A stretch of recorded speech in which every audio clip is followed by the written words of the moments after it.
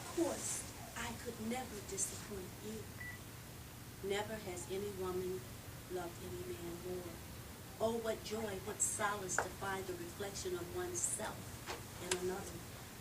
Oh, what pain to sit within these four walls, alone with naught but memories. Oh, how sweet the memories, and sad. Will there ever be relief? Will I ever turn the pages of this book, my life? There are many chapters of love written herein. Was this, by chance, just another? This was the love described by bard and sung by tearful maiden. For I have truly loved, and if my life ends this day, I can surely say I did enter a grand hall where we did dance and sing and together kneel before the smiling face of God. Was this just an episode? And I've yet to meet him for me divinely ordained? Then I must wait patiently.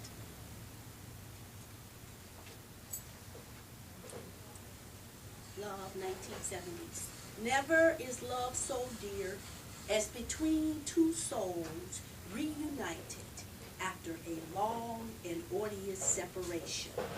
From the crucible of suffering, true love issues forth like gold, strong, pure, unbreakable.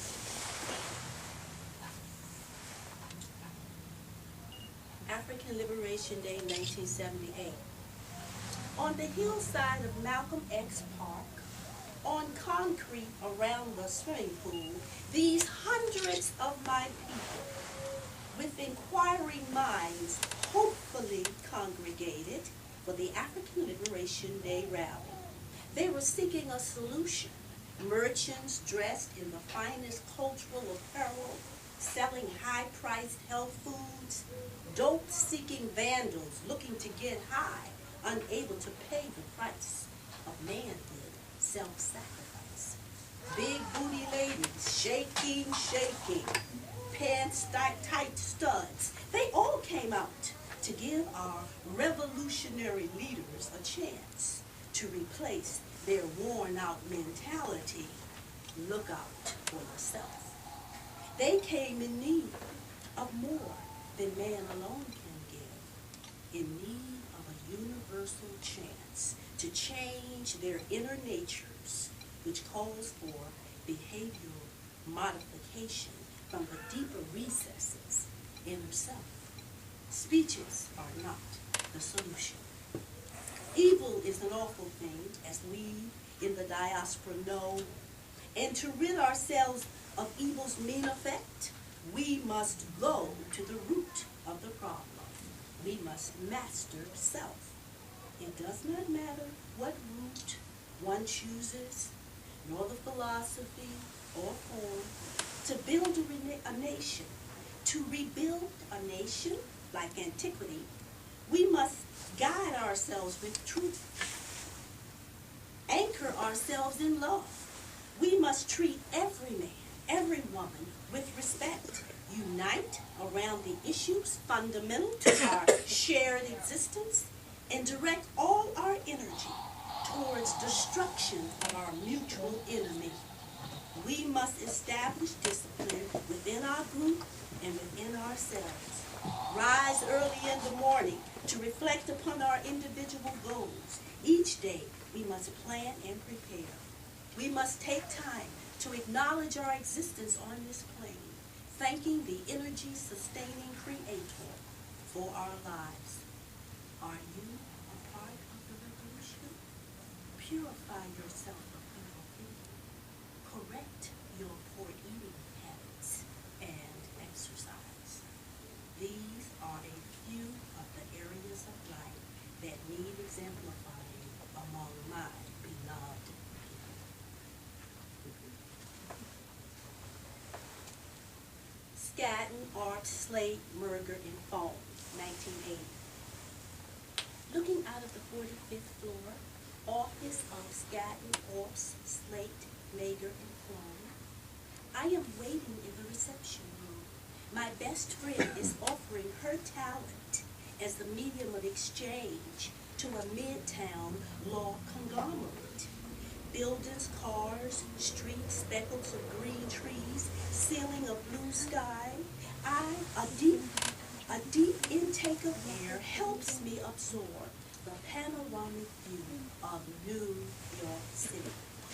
I have walked those streets below, dodged those cars, jostled those people praying in that great cathedral, experienced this office setting as a dull reality.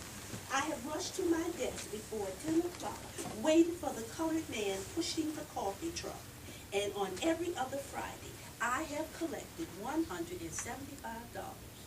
I have worn high-heel shoes 5 days a week and spent 2 minutes each day in an elevator, traveling up and down. I have waited for the sales at Bloomingdale, had drinks at the top of the Sixes, seen my silhouette in shops along Fifth Avenue, and browsed in the Doubleday bookstore.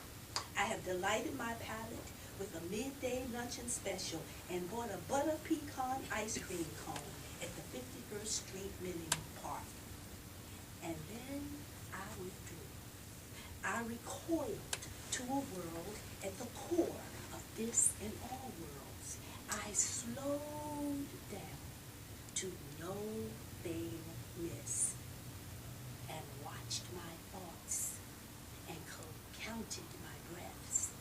I was reborn to discover fearlessness and non-judgment.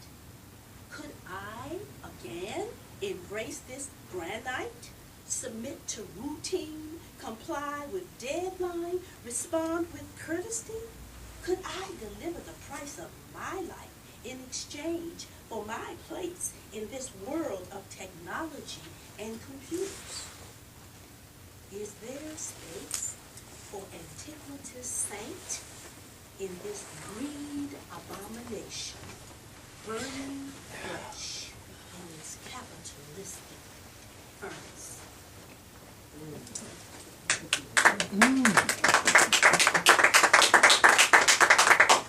Television is the reason.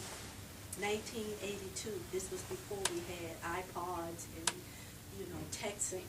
Television is the reason women act crazy about men. We project our minds into images of what the program says. Life is this, life is that.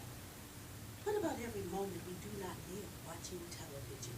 What about the painting we do not draw, the poem we do not write, the conversation with Pop, the embrace of Mama we do not give? Television is the reason. Day after day we sit before a table. Day after day we sit before a tube of electronic waves destroying our brains, never asking why we feel stifled inside.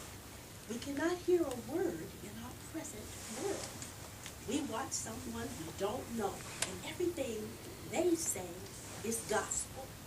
We wear the clothes they say we should wear and pray to the God they show us how. Nothing can we do unless someone on TV shows us how. Children learn from watching adults watching television.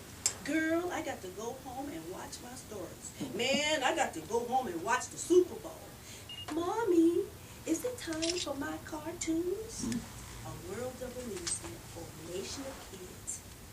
Don't forget to buy the latest car you see on TV. Let me show you how to shoot a gun, beat your wife, jump off the roof.